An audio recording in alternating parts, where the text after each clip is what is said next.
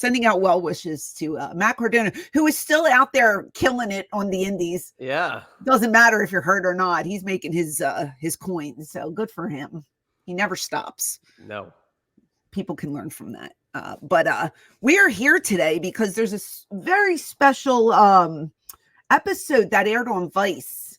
And we've been talking about it for like the last month. When I first saw the promo for it, I was like, oh, this looks so good. Because I admit I was a fan of WCW. I wouldn't say I was a diehard fan, but I really liked the product, especially when the NWO came into play. I was like all about it. And this was done by The Rock and his ex-wife, Danny. And it was it Who Killed WCW? Who Killed WCW? Yeah. Dwayne The Rock Johnson and an executive producer, Danny Garcia. Right. What did I say? Did I say it's just funny. The when you watch it online, they play the trailer over and over again, and they say it like that a million times. Oh, okay. Well, they beat it into your head. Get your names in there if you're fist pump it into your face. Executive producing something. I guess they want you to know who did it. But I thought it was really well done. The first episode, like I said, aired. Well, you're hearing this on Thursday. But it aired on Tuesday evening on Vice. If you haven't seen it, go back and watch it. If you were a fan of WCW, or even if you were just a casual fan of, let's say, Kevin Nash or Eric Bischoff or Hulk Hogan or Scott Hall, it was a very interesting hour's worth of programming. And I have a ton of notes on it. I know you said you have some notes on it too. And the whole episode starts with a man by the name of Eric Bischoff. Now, I didn't really know Eric personally. In fact, I don't know him personally. I've probably met him once or twice, and it was just a quick hello and never a conversation or anything like that. So all I know of is what I've heard about the man, and some is good and some is bad. And if you watch this, some people had some nice things to say about him, and some people had some not so nice things to say about him. So, opinions fluctuate on Bischoff, but it just starts off with him saying that he really wasn't into wrestling and he didn't even know what WCW stood for. He was friends with Sonny Ono, and there was a game called Ninja Stars. Ninja Star Wars. Ninja Star Wars. I've never heard of this at all. It's these, they look like material stars that probably have like some kind of Velcro on them. Yes. And you chuck them at each other and put on a vest. Yeah. And the point was to get like 3 stars stuck to the vest and you were the winner. Yeah. Okay. I think what it was. So I read Eric Bischoff's book when it came out 20 years ago. Okay. Controversy Creates Cash. He talks about that story, and he basically sold those out of his trunk. And I think it was a local Minneapolis company that sold that game. So it wasn't like a nationally known game. It was very localized to like that part of the country. So if he made that game? No, I don't think he made it. I think the company that made it was based out of Minneapolis and sold it to that region. So I don't think your Ninja Star Wars made it to Philadelphia area or I've never heard of it. New Jersey area. Me neither, until I read the book in 2004 or 5 or whenever the hell the book came out. So you read the book. How did he get the rights to sell this? Like he worked for the company. He worked for the company that sold Ninja Star Wars. Was he a salesman, like a door-to-door salesman for this game? He was an outside sales rep. Okay, and that's how he met Sonny Ono. Sonny Ono also worked for the company. Okay, all right. So at that point, Sonny Ono was not into wrestling either. I don't believe so. No, I don't think he was. No. And he looked very, very young. He looks so different. He does look different. And that picture that that of Sonny Ono was like a completely different person. Okay. So anyway, he's got this game. He's selling this game. He sees the AWA on television, and he figures, oh, maybe I can sell it on their, commercial spot or something. So he just calls Vern Gagne to see if he can get like a spot on TV for it. And he was granted that. But as he pitches to get this spot, he also acquires a job in sales for the company. Now, is that the right place, right time, or what? Like, 100%. Oh my God. Like, how does this happen to these people? I don't know. Well, when you're Eric Bischoff and you got the swagger and you got the talk, it 100% happens. And the AWA was looking for any kind of miracle at that point. And if he had the good talk, Vern saw some talent, he was going to want to hire him to be his outside sales guy to sell some media, some outside advertising for them. Well, not only did he want him to sell things, but he also becomes an on-air talent at this point. And that I could tell you a story too from the book. Okay. There was an announcer that was working there at the time that was a little bit of a boozer, that he couldn't show up for work one day, and that's how he originally got. Yes, it was by chance. They didn't mention that in the. No, they did not. I was wondering, like, are they, because let's face it, Eric Bischoff was a very good-looking gentleman back in the day. I mean, he's a good-looking guy now. But he's, obviously older. But he had the blue eyes, the jet black hair. Like they said on the show, he looked like a Ken doll. Ken doll, yeah. He looked like a doll. Like, he was a very, very good-looking guy. I thought maybe, like, the way he was charming and was trying to sell his commercial, maybe they thought, hey, this guy looks good. He could talk. I didn't know the other factor with the other man being a drunk, and they needed somebody to be there. So that's interesting, because they didn't point that out on the show. Yeah. Yeah, he definitely, he was a guy who definitely had some talent. So I could see him wanting to sway or swaying somebody just by his overall presentation at the time. So he goes to sell his game and he ends up getting a job. Good for him. Yeah, he gets a job, but then he starts to tell us that they couldn't pay him after a while of being there. So he has no money, and they show his wife, and the wife is saying, well, we have 2 little kids here and we can't even afford diapers. What are we supposed to do? Which, if you think about it, that's a scary thing. It's like, you have a family now. So what happens next? He's friends with Larry Zbyszko, and Larry is in AWA, and Larry leaves there to go to WCW. And he says, hey, Eric, why don't you come with me? And here comes Eric Bischoff in the World Championship Wrestling. So again, right place, right time, meets the right people, makes the right connections, leaves because pretty much no money.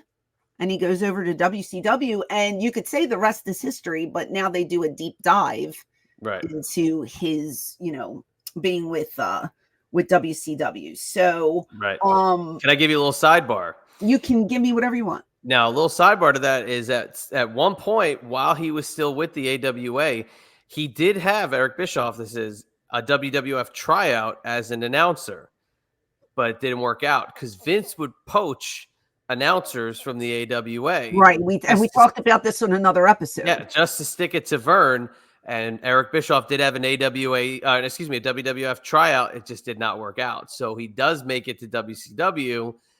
And it's just funny to find out wasn't WWF material, but WCW was like, come on down. So we got a spot. What's funny about that is, later on, and I'm jumping the gun a little and we'll go back, but do you think that that lit a fire under Eric's ass to beat WWF more because he was rejected by Vince McMahon at one point? I think that might have more when they were picking up momentum than even when they were like starting to beat him. I think as they were, do you remember this? And I'm sure they'll touch on this in later episodes, but when he was like challenging Vince to fights, I think that's where it really took center stage. That's where the animosity really took off. That's so interesting. Channeling that basically, I wonder if they'll even show. There's a clip out there that circulates of Eric in the WWF jacket and everything. But I think later on in the feud, it comes back to haunt Vince a little bit more than it did earlier in it. Interesting. Okay. Well, now they're comparing WCW to the WWF early on, and it seems like out of all the corporate people, Ted Turner is the only one that is behind this wrestling project. Everybody else is kind of like, nah, it's not going to work. But they're losing millions of dollars as they're trying to, get this, off the ground and to become this huge entity. So TBS says we had enough, and they hire a guy named Bill Shaw. Now, what do you know about Bill Shaw? I just basically know what's been said on this episode. Okay. In relation to what Bischoff had said, I've just kind of heard that regurgitated. Okay. So he basically says that WCW needs to make a profit or Ted Turner's going to pull the plug on this thing. I don't think Ted really wanted to do that, but they're losing so much money. They weren't really giving him a choice. And the executive producer needed to be hired. And this executive producer, again, is Eric Bischoff. So here he is moving up the ladder quickly.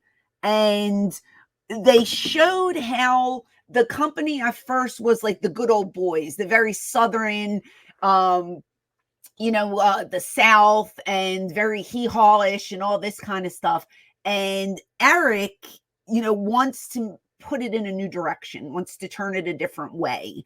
And I guess modernize, for lack of a term there, just to make it a little more hip and edgy and cool, to just, compete with WWF and to be in the modern era. So they go over to Disney MGM Studios and they try and do a show. He's thinking a new audience every week to make it, I don't know, just better. Fresh. Than it was before. Yeah, more fresh. Fresh set of eyes, basically. The same people in the same rows, tackling the same, wrestlers over and over again. Kind of like a little arena in Philadelphia.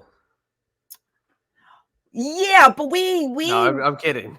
well, technically, but they had the passion. They had a different kind of passion. Yeah, and we stretched. It wasn't like we did it every week.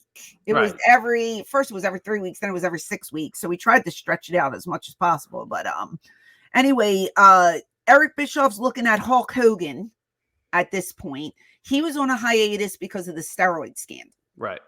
So which sucked. Yeah, that was a dark time when he was out. It was just he's out. But Ric Flair is told to go get Hogan for Bischoff to see if he can, get him to come over to WCW. And then they say he agrees to 4 pay-per-views a year, and he has to have creative control. And when they say creative control, I guess it means over anything that Hogan's involved in. Correct. So in other words, if I come in the company and they want to put the belt on me, Hogan could say, nah, not tonight. I don't feel like it. Yep. Wow. How crazy. Yeah. How crazy is that? Now, when they said 4 pay-per-views a year, is he still doing TVs? Well, he would do selected TVs. Whatever he wanted to do. Totally up to him. At that point in 94, they're still doing the studio shows at Center Stage. You've been to Center Stage. Yeah, I've been to Center Stage. So imagine, and this isn't disparaging anybody who's wrestled at Center Stage, but imagine Hulk Hogan coming into Center Stage, every 6 weeks to do TV. No, Hulk Hogan's going to go, maybe I'll be there once every 6 months for a match. So Hogan would come in, do a tag match, maybe be in the opener, and then he's gone, or come out for an interview, and that's it. I hate that because pay-per-views are special. You build up to a pay-per-view. You want to have a consistent storyline to build up to a pay-per-view. And if you have a guy who's not there, how does that help the pay-per-view? I mean, I know he's a big star and people want to see him, but I would rather see him in a storyline that's building up every week than just somebody like I had the same beef with Brock Lesnar. When he wasn't doing much, he was just coming to TV and he wasn't, you know what I mean? Like, I don't know. I can't get behind that. And I know he's a big star and he can do what he wants. That makes me angry. Now, let me go back to one thing. So now I did hear it was disputed by the Wrestling Observer newsletter and whatever you want to call it, that the story of Ted Turner threatening to pull the plug on WCW, that part of that whole thing being disputed because it would have been heard by this point. That, they needed the executive producer. That is true. But the Ted Turner pulling the plug on anything that has been disputed. So we don't know if it was true or not. That part of it, maybe not true. Because and what Meltzer's saying is that I would have been in the know at that point of all that stuff. Oh, And, and again, I mean, most of the stuff that WCW was very much tapped into the Meltzer landline at that point. So that I want to point that out. He said that he was disputing that fact that he well, didn't they think said it. They Turner would said ever it. pull the plug Yeah. on WCW. Now, let me ask you a question as you're kind of moving into the Hulk Hogan arrival. Okay. They put Hulk Hogan immediately into the Hulk Hogan Ric Flair storyline, right? Mhm. Because obviously that's going to be your big draw. You got Hulk Hogan, Ric Flair. You got the biggest name in professional wrestling versus the greatest wrestler in professional wrestling. Okay. Where do you kind of rank them in a 1 and 2? That's such a tough question at that point. Ugh. I feel like Hulk Hogan would be number 1, and that's only because of his other accomplishments outside of wrestling. He was like a household name. I think more so than Ric Flair. Like everybody knew, even if you weren't a wrestling fan, everybody knew Hulk Hogan because he was in movies, on TV, doing commercials, all this stuff. Flair, granted, huge name in wrestling, but was he as big as Hogan? Right. I agree. I don't. I mean, I think now he's way more relevant in pop culture than even he was 30 years ago. Yeah, for Unless sure. you were a wrestling fan, then you knew Ric Flair versus everybody 30 years ago knew Hulk Hogan. Yeah, like that's what I meant. Like, even if you're not a fan of wrestling, I wasn't a fan of wrestling growing up. I knew Hulk Hogan was. I don't think I could have told you who Ric Flair was when I was younger because I didn't watch Right. that early on. You know what I mean? So, yeah, I think Hogan. I still think when you think of wrestling, I think everybody would say Hulk Hogan. When you think of wrestling, who's the first name? Who's the first wrestler that comes to? If you can't say Vince McMahon, obviously, who's the first wrestler that comes to your mind? Hulk Hogan. Yep. 100%. Without a doubt, Hulk Hogan is the first name. So, but anyway, at this point, they're saying Ted Turner wants to compete with WWF. They're not sure how to do it. Eric Bischoff suggests Monday nights because they're 6:05 TBS on a Saturday, and they had Monday Night Raw, which was live one week, taped the next. So, brilliant idea. Bischoff says, let's go head to head, but let's be live every week. And you remember as well as I do, they would give shit away. Mm-hmm. You might want to change the channel because so-and-so's jobbing the show, so-and-so. Dick move, but a brilliant move nonetheless. Yeah. You know what I mean? So the Monday Night Wars begin, and they said they couldn't give tickets away at this point. So they figured, go to the Mall of America, put it in the center. Have you ever been? It's huge. I've never been. I mean, I've seen it in movies. I've seen it in television. I've seen there. It huge. That's unbelievable. Huge. So if you put a wrestling ring and you have all these people and all this traffic coming through, people are going to stop and wonder what's going on. So it's a smart move to have it there for your first show. And then what do? They bring guys in like, who was it? Lex Luger. Lex Luger was the biggie because, again, like they said, he wrestled for the WWF the night before. He was at a house show the night before. And I want to say like maybe the week before on SummerSlam.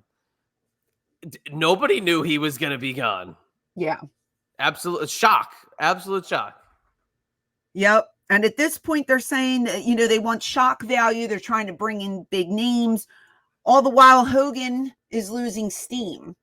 And he's still getting pops, but they're not as big as they were before. Here come Hall and Nash, which I am sorry. This is, without a doubt, my favorite angle in wrestling. I loved it. I'm a huge NWO fan, the original NWO. Huge fan. When you see Scott Hall walk in plain clothes, it's just like, what is going on? And I don't care how smart you are to this business. That was the coolest angle ever. Yeah. Fight me on it. Will not. May 27th, 1996. You know who I am, but you don't know why I'm here. Those words literally I think the most, if not the most quotable Scott Hall line of all time, the best Scott Hall line of all time. Loved it. So the Scott Hall comes in, then Kevin Nash joins them. Then they start to tease this third member. Who can this third member be? They wanted it to be Sting. Yes. So I guess Hogan knows that his popularity is dwindling, and a light bulb goes off in his head, and he says, it's not going to be Sting. It's going to be me. So this is also, I'm disputing this from all the things we've ever heard. I've heard that story before. I heard that it had to take a ton of convincing, and that originally I don't know why it was told like that. I heard it was they had to go to him with the idea. He turned it down, and then it took a ton of convincing for him. Oh, I didn't hear that. And that's why I was surprised they told it this way, because I had never heard it that it was him saying, I'll be the third guy. Like, I never, ever heard it that way. And I've always heard it that it was Hogan saying, I'll be the third guy. So I guess the only people who really know are Hogan and Bischoff. Hogan and Bischoff, yeah. But, I mean, if Bischoff is telling the story, this is the way he's telling it. Right? Yeah, but now if Hogan says it, nobody will believe it.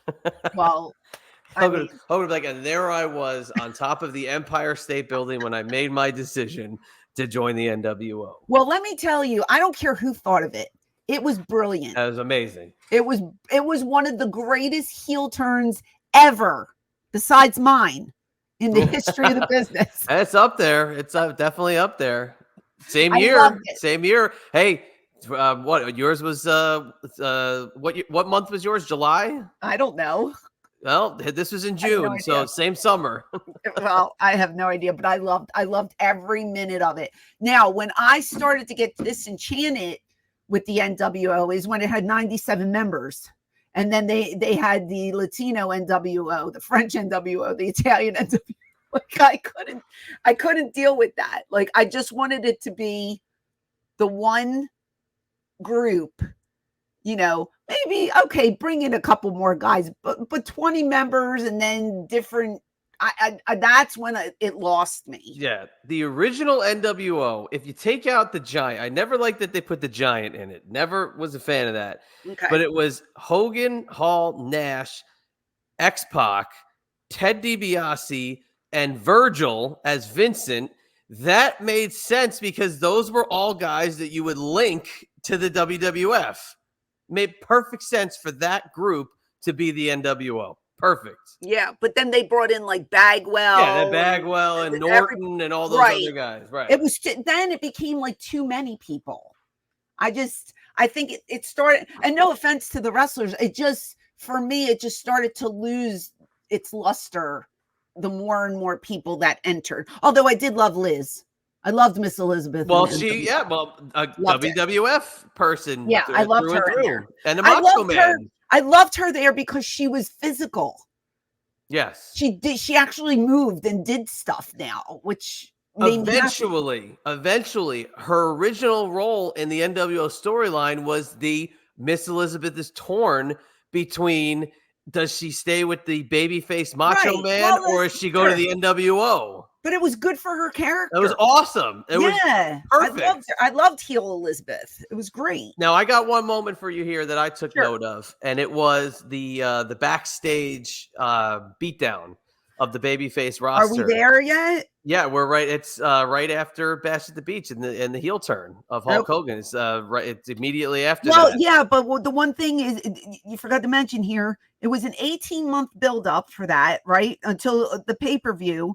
And then people didn't like the finish. No, that's Sting at Starrcade. Yeah, that's after. This is after. Oh, you're right. I'm jumping ahead. Yeah. So the backstage Neil Pruitt. Neil Pruitt is the one. Neil Pruitt. Now, also, sorry about that. Little trivia. Neil Pruitt is the voice of the guy who does the following announcement has been paid for by the New World Order. That's Neil Pruitt. Okay. He came up with the thought of the backstage beatdown where famously Kevin Nash picks up Rey Mysterio and launches him at the side of the trailer. Yep. And the beauty of it is how the bedlam is taking place off camera. So when the cameras come, Hall and Nash drop the bats and then they start to walk away like, we did our business, we're out of here. And that's when Mysterio comes and he throws him. But the way they came up with it is they said they wanted to mimic the show Hill Street Blues of the, the absolute mayhem. And again, it's stuff that you did not see on a wrestling program up to that point, because everything was, oh, we're going to beat up the guys in the back. You're going to see it, and they're going to put the TV camera to static, and then it's going to go off the air. This was, no, people were calling the cops because they thought it was real. I feel like Nash said it best when he compared it to Hitchcock. Yeah. Oh, 100. Yeah, absolutely. Yeah, it's like you want to picture in your mind what went down without seeing it. You know what I mean? And sometimes that's even cooler than seeing it, because sometimes when you see it, it could come off as a bit hokey and not believable if it's not done in the right way. So I kind of dig the illusion of, he got the shit knocked out of him, but you never saw it. It happened, but you didn't see it, kind of thing. You know what I mean? So I love the way that Nash talked about Alfred Hitchcock and how it was like, Psycho with the knife and the blood, but you never saw the stabbing, which was so cool. But yeah, that was something. Like I remember we did stuff like that. Like I remember one promo, like I'm screaming and I had to go get somebody to bring in because somebody was already laying on the floor and they already got beat up. I don't know if it was before or after this happened. Maybe it was after, and maybe Paul got inspiration from a Nitro. I don't know. I couldn't tell you when it happened, but I do like that concept. So, everybody else is just beating everybody up, and this was something different. Yeah, no, unbelievable. Such a cool moment. But then they kind of start the takeover of the shows. And this is where, as you were about to mention, the Sting, 17, 18-month buildup, and this is where, just like we could talk about with Dark Side of the Ring, they had to hit the fast forward button and move super quick down the timeline. The Sting transformation into the Crow, which is a Scott Hall invention and suggestion, is great because Sting, who was the ultimate babyface of WCW, has an imposter step in at some point to beat up Lex Luger, but they don't believe him that it's him. They don't that it's the real Sting. They don't get it. They don't know that there's been a switch and the NWO's planted a fake Sting. So he turns his back on everybody, cuts a promo saying, "You didn't believe me, that it wasn't me. So I'm turning my back on everybody." And that's how he dons the Crow Sting, goes up to the rafters and becomes the recluse that he was for those 18 months that he then wanted the Hulkster.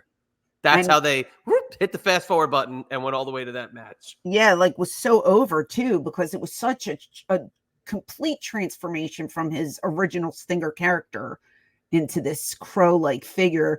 And not to mention, he's coming off of the harnesses and coming out of the sky and flying all over. Like, it was just so cool. Like, you didn't see that anywhere. So that was like really cool.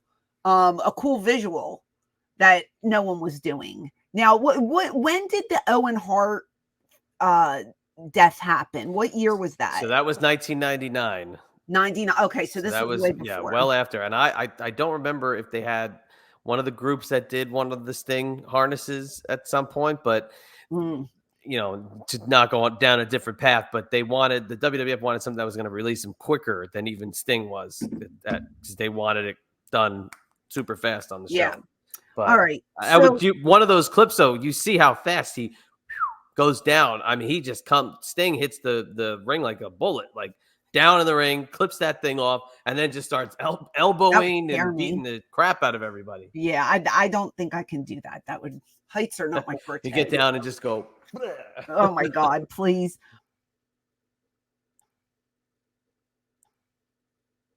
Anyway, they're starting to beat WWF. 83 weeks happen. They're on top of the Monday Night Wars. The 18-month build-up begins. Sting actually wins the heavyweight title against Hogan.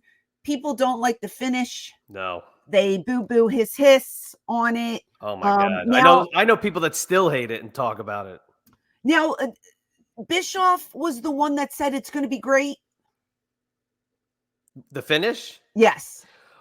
Did he say that, or did he say that Hogan it was the one that wanted to I change it? can't remember which one was behind it. Well, That I didn't write down. I can't remember. So from what I thought it was, is that they had the idea that Sting was going over, and it was just going to be the culmination of the storyline, and that Sting showed up that day not looking in great shape, not looking that enthusiastic about the day, and Hogan called an audible and said, Not tonight, brother. "Not going to work for me, brother." And they came up with the convoluted fast count finish of Nick Patrick that was not a fast count. So they make Bret Hart, who was a licensed referee for the evening because he was a referee of a previous match, go out, get on the mic, say, I was screwed once before, and I'm not going to let it happen again. That was a fast count. I'm restarting the match. Restart a match that had a clean finish because the count wasn't fast. Sting wins the belt under, nefarious means, basically, and the belt ends up getting held up the next night. So does Nick Patrick get any heat for the way he counted the first pinfall? Like heat or ridicule? He just gets made fun of it for the rest of eternity because Hogan must have gone to him and said, "Brother, do the right thing and just count 3." You know what I mean? And they go through with it anyway. And wow, well, that leads to a bunch of talent shitting on Hulk Hogan, saying he's in it for himself. He didn't care about the company. He's only in it for Hogan. So that, I gotta say, if you go to that one person who is the referee and you're the only one that knows that Hogan's telling you, here's the thing. Did Hogan not think they were going to go through with the rest of the plan? Did he not care? No, I think since he's the Hulkster and he likes to stir the pot. But it made it look shitty. I don't think he cared because he wouldn't look bad and he wouldn't have lost the match. So he figured they'd have to hold the belt up. He loses anyway. Well, he told Bischoff, you hold the belt up the next night. And then it actually, so if my memory serves correctly, they actually end up leading to Sting having to speak for the first time in almost 2 years. They broke that off too. So it killed Sting's aura of not talking. Well, and then did he get the belt or did Hogan beat him the next month? I can't remember. I'd have to go look that up. But it led to the quote of quotes that's coming out of this episode of Bret Hart, which I did write down. But this was after Booker T was the one who said the thing about Hogan that stood out the most of, Hogan being really out for himself. But hey, he's the Hulkster. We're all here for a reason. It's Hulk Hogan. They say that's when the ship started to sink. Yeah, that was very poignant. Very, very poignant. That was the exact quote. And at this point, if you switch gears and you look at WWF, they start to change their direction to try and compete with WCW. And, you see Sable with her bare breast running around and you see DX and you see all this crazy stuff. And, Conan is great. a funny quote. It says that him and Disco would be in the back in the WCW locker room. They're watching Raw. And so he gets caught by management or by the boys or whoever. And they ask him, why are you watching the competition? And he says, because it's better than our stuff. How could you wow, that's crazy. Yeah, it's one thing if you have the monitor up to gauge the quarter hour to see when the commercial break is. It's another thing to be sitting there literally watching the show backstage when you're competing on the other show. It's another thing to do that. I get it if you're watching to take notes and report back. They did this, they did that. But if you're just watching as one of just a fan while you're at your own show, that's pretty bad. You know what I mean? And then after this quote, a bunch of talent comes on and they basically say that Bischoff became Hulk Hogan's puppet. His bitch. He was his bitch. Well, okay. And they claim that is what killed WCW. So the Bret Hart quote, Hogan was a puppet master and Eric Bischoff was just a prop. There you go. Wow, that's poignant. And now, no love lost between Bret Hart and Eric Bischoff. He thinks he's the stupidest person in the history of wrestling. And, again, he's got his own personal gripes with Bischoff. But, if anybody's going to say it, Bret Hart's going to be probably at the top of the list of guys with credibility to go on a limb, and say it. Yeah, you know why? Because think about when that ship started to go down. How about when Bret Hart got there? You know what I mean? And he got all that money to go there. So there was one guy in the beginning clip that said he thought the wrestlers were the guys that killed WCW. So the guy with the glasses. Wasn't that was I think that was Brad. Was that Brad Siegel? Yeah, I think it was. Yeah, I mean, and that was I wrote down the list of guys that I saw that are going to be on this show. You want me to name them? That I took down who I saw so far. The Rock, Goldberg, Conan, Bret Hart, Kevin Nash, Eric Bischoff, DDP, Kevin Sullivan, Medusa, Booker T, Vince Russo, Brad Siegel, Guy Evans, who's an author, and Neil Pruitt. It's a ton of commentators and talking heads to give different sides of the story. And did I say Booker T in there? No, I said Booker T. Yep. Different sides of each part of the business. People who were there for a long time, people there for a short amount of time. This thing is going to be super duper interesting. But let me ask your opinion though on The Rock's input on the documentary so far, because yes, he's an executive producer and he was on the rival show, but he's the only person who wasn't there, right? And he's commenting on stuff that was going on, and the only part that he said so far was, "Oh well, we were watching it and saying, oh, they're doing cool shit." I would beg to say that even if you were in the WWF at the time, you could probably look down at WCW while they were hot and be like, we're probably going to catch up to them at some point. Well, I don't know. Just like Conan admitted that he was watching WWF in the back while he's working for WCW at a WCW show. You can have talent looking at WCW while they're working for WWF saying, man, they're doing some cool stuff. Like me being in ECW and watching the NWO, I'm just like, wow, that blew my mind.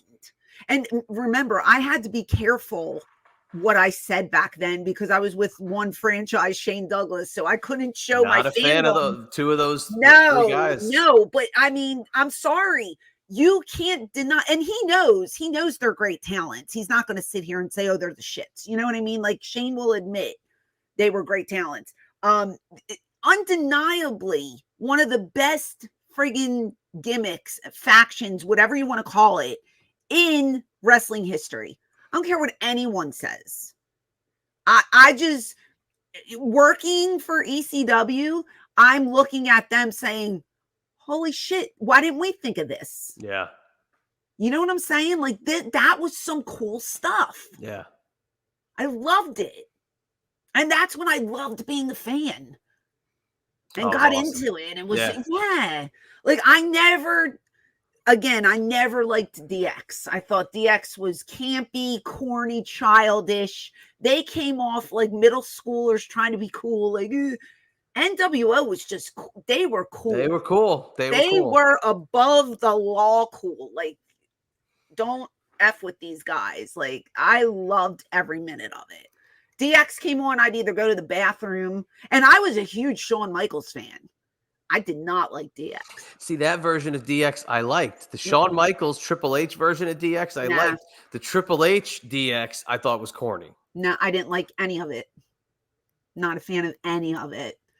Just my opinion. I didn't vibe with it. NWO all day. If I can go back and like enter a faction, I would have loved to be in the NWO. Oh, well, you already said, you would have been perfect in the NWO. Love that shit, man. Perfect in the NWO. Now, awesome. What about Medusa dropping the belt in the garbage? Watching it, like, I just was like, man, that's edgy. But that might bite her in the ass later because, like everybody bounces around and technically it didn't because here she is doing stuff for WWE all the time. She's, revered now in their eyes. Even when Vince was still in charge, Vince was using her like crazy. Yeah. And good for her. I love Deuce. She's great. I get Yeah. along with Deuce. She's, but watching it back then, I'm saying to myself, ooh, is this the smartest move? Like, I know it's kind of a work, but that's their heavyweight belt, the women's championship. Like, that was edgy. That was like a holy shit moment. You know what I mean? Yeah. So I don't know. Can you compare that to throwing down the NWA championship that like Shane did? Almost like it's worse because, I mean, he just threw the belt on the mat and renamed it the ECW championship. He threw it in the trash. She threw it in the legit garbage. And it's funny, if you go back 7 years at that point, when Ric Flair came with the WCW championship, the WWF called it the Real World's Championship. So they put another company's championship on a pedestal for him coming in, and she's throwing their belt in the trash. So was that the original belt? Was that did she have the belt? She had the belt, yeah. So did they had to make another title? They never got that belt back. They just wiped it away because she was so misused in that women's division at the time. So they came up with the Divas Championship? Is that what it was? The Divas Championship and the Women's Championship division or whatever was gone from 1995 to 2006, maybe. I mean, it was gone forever. But when she was there as Alundra Blaze, I mean, they had that division for a cup of coffee. She would be on one segment every so often. She'd have one opponent. They'd bring back Leilani Kai or, some random, name that they just pull off of whatever, Judy Martin or something. And then they bring in a Japanese name and they give her that program. That's it. And I forget, it was some Japanese competitor broke somebody's nose and that was it. They wiped it away and she was gone. Did she come up with that gimmick or was that a Bischoff thing too? See, that I don't know. I don't know that. That would be interesting to know, because I mean, if she came up with it, it's a brilliant move. Oh, that's a ruthless move. But it's just like, wow, what's going to happen now? You know what I mean? Like, I remember watching it and just being like, wow. That's all I can say. I mean, even the faces. I think it was Mongo was at the announce booth at the time, and even he was like, "Oh my god!" Like. Because you can't believe they throw with somebody else's title. Again, you just said it. I don't remember ECW ever throwing a belt in the trash. Again, Shane threw it down, but you guys didn't throw it out. Or I'd say you guys light it on fire if you're going to do anything with it. How about this? The use of the internet and how they relied on the response, for the use of, the sake of the segment in relation to Starrcade. Because we always talk about how now social media kind of dictates a lot of decision making, but back then I wasn't aware of the backstage bookers looking at the internet and relying on that. But now they're talking about how the internet was so influential on decisions. What do you think? I didn't know of the internet. I knew I had web TV. Oh, geez.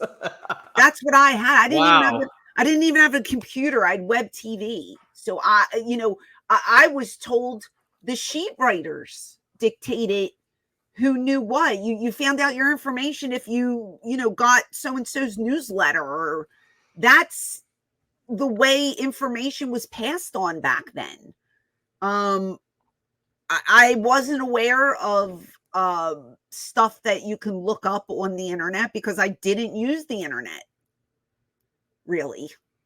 You know what I mean? And then like message boards started surfacing where people were writing, you know what I mean? Like fans wrote shit, or they would take articles from like the Observer or different sheets, and then they would post them on message boards and stuff like that. But we didn't really have access. If we did, which I've said this so many times, I feel like ECW could have stayed afloat for a while longer, because just the internet itself, it's free advertisement, and God, you could do so much. Just YouTube, and now you have pay-per-view on Fight TV and all these kind of things that can keep your company afloat. We didn't have that stuff back then. Right. So, I wasn't aware of these options to find out information. I found out stuff from the boys in the back, and you hear gossip, who was leaving, who called who, who talked to so-and-so in the office. You just heard it in the locker room. That's where I got my info. I got the internet sometime in 96. So I remember all this stuff coming out. I remember all the talk, all the rumors, who was backstage or who was going to be where, and blah, blah, blah, blah, blah. Yeah. And getting tapped in pretty damn early. And there was a lot of hubbub about the Sting finish. And again, I still have friends that talk about how bad it was, and Sting was so 2024. Yeah, I got friends who were passionate fans. Your friends need to get a life. It's 2024. Yeah, something you talk about to pass the time. Again, I'm a little tapped out on that kind of stuff. I can only talk about wrestling so much in my life. But I just wasn't aware that the bookers and the people in charge would be reading it. Now, Bischoff, I will say, was a little bit more ahead of the internet game, because WCW did have a more sophisticated website for a long time, and they did these chats. I forget what the name of it was. God, it wasn't Web TV like you said, but AOL? No. WWF was AOL, like not NetSuite. Oh God, it'll come to me later. WCW used to do these really, really cool inside chats with the wrestlers, where they would kind of drop the kayfabe a little bit, and you can ask them anything. Oh. And I remember Bischoff being a part of those. So maybe I could see them being a little more tapped in than WWF. Vince was like, they were on AOL until like AOL was done. I mean, it was so bad. You log into AOL WWF and Vince would be like, "You're on the WWF's AOL page." It was. Oh. Yeah. I mean, ECW had a website. I know we had like the website because we had the perv pics. Like when they would take pictures of the girls, there'd be the you had to click on the perv pics or whatever. I don't know anything about those. Yeah, sure. I used to get, oh my God, they would be like, "Oh, I need to take pictures," and I wouldn't even be ready. I'm like, "Look, I don't have any makeup on." And I'd say, "Can you just take them and not use them?" They go, "Yeah." And then they would take them and they would put them up, and I'd be so friggin' hot because I'm like, I'm not even made up yet, and you put these pictures up, and everybody's like, "She looks terrible." I'm like, oh well, thanks a lot. Oh, but God, yeah, I really wasn't one with the internet back then, so I just know if we had then what we have now, we would have had a better chance of hanging in there. So that's unfortunate. Absolutely. I think that's all I have for my questions. Yeah, that's it. My comments. And then they went into next week. So overall, very entertaining. Yeah, absolutely. Like I said, if you're just a fan of the business, I think you should give it a look-see. You don't have to love WCW if you're just a fan of wrestling and the ins and outs and how it works. Interesting stuff from the boys on this episode. So I liked it. As for The Rock, going back to your question, like, what did I think about? I literally kept saying to myself, he looks out of place on this. Yeah. It didn't look right that he was sitting there. And I know it's his show and he's the executive producer and all that kind of stuff, but I didn't feel like he should have been an on-camera person. If that it just didn't fit in, and he was too like happy on it, like he was too like enthusiastic about talking about WCW. Man, I don't want you talking about WCW. I want you going over preparing for your days in the nation. Get over there. Well, what I would have liked more from him was his perspective while this was happening. What were they saying? Yeah, he really didn't go in. He just said it. I think it was one comment was, we saw what they were doing and thought, oh man, we would love to be a little bit more edgy like that. Well, go into that. Yeah, that was it. And they showed him in his Rocky Maivia, yeah, and then they showed clips. I would have liked his WWF side as a counter to all this stuff. And I know it's about WCW, but if you're going to be on air, he should have represented the WWF locker room. in my opinion. No, I And we didn't completely get agree. that. Yeah, we didn't get that Completely from it. agree. So, but besides that, I think he did a great job with telling the story. Looking forward to the next 3 parts, and I enjoyed it. It was good. Yes, and anybody who may be going into Thompson Middle School in Middletown, New Jersey, anytime soon, check one of the classrooms. There was a ladder in it. It had NWO for life written all over it. Tell me if it's still there. Did you get a pink slip for vandalizing No, I property? used to just sit in the side of the class. My desk was right next to this ladder, and I just used to write NWO for life all over it. You didn't get in trouble for graffiti? No, I used to sit there with this black pen and write That's NWO funny. for life. When I was in 8th grade, I liked a boy named Kurt, Kurt, Kurt. And I carved his name in the desk in front of mine. My teacher knew it was me, and I should have got a pink slip for it, which the pink slips were the worst, but she gave me a yellow slip, and I think I had detention or something for vandalism. That's I just wrote his name. Not like I just wrote his name. And that just triggered that memory of me not getting a pink slip, but she took mercy on me and gave me a yellow slip. I think it also says in little print, it says future member of the Triple Threat.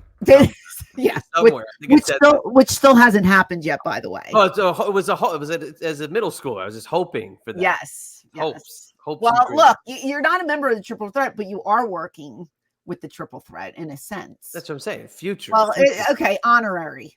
Down the line. We'll give you that, but not really. Okay, there you go. All right, so there's our recap. What did you think? Did you like it? Did you hate it? If you're watching this on YouTube, eventually sound off in the comments. Can they leave comments on iHeart or Spotify or Apple, or is there a comment section? I don't know. Okay. Well, if anything, subscribe or follow on whatever platform you're listening to, and give us a 5-star rating, because we need those. That'll help us, catapult us, and push us to the top. That's right. Help us out. Help your girl out. I'd appreciate it. Please. Yeah. And again, if you're joining us here, if it's on iHeart or now if it's on YouTube, you're catching us on video the same day as the release. But You got to join us on the membership tier of YouTube. For the full episode. For the full episode, starts at $5.99. You will not be disappointed, because if you join, you're going to go back into that catalog and you're going to get 50 plus at this point videos from our not only just the past from our old Patreon days, but we've got exclusive videos that we filmed just for YouTube that are on there that have never been posted anywhere else but that YouTube membership tier. That I was looking back at some of them and I forgot that we even filmed some, and they're great. I was like, holy crap. I was like, there's some good stuff on here. So yeah, if you're listening on iHeart, you want to check it out in the video form, YouTube membership starts at $5.99. $5.99, and it's for the month. So you have access to the whole library. It's not just for one episode, it's for the whole month. Correct. And there's a lot to look at. So we'd appreciate it if you joined. And we need to do a members only live. members only live on Next YouTube. one. So we're going to get that together, and make sure you join in time to I would say within the next couple weeks. What do you think? 100%. Whenever we're both free, that's the first thing we're going to do. Well, do you want to plug anything before we get off? Nope. Just head over to X, Chad E&B. Let your voice be heard. I want to know if you're coming over from iHeart or YouTube and you're watching Eyes Up Here. A lot of great feedback lately. As they say, I think it was Casey Kasem, keep those cards and letters safely coming through. Is that what he said? All right. I think it was. Yeah, that's how he ended the countdown. Did he? Okay. Yeah. Keep your cards and letters safely coming in. Wow, look at that. Across the board on social media, you can find me at ECW Diva Francine. I hope you're staying safe. I hope you're staying healthy. And most of all, I hope you're staying extreme.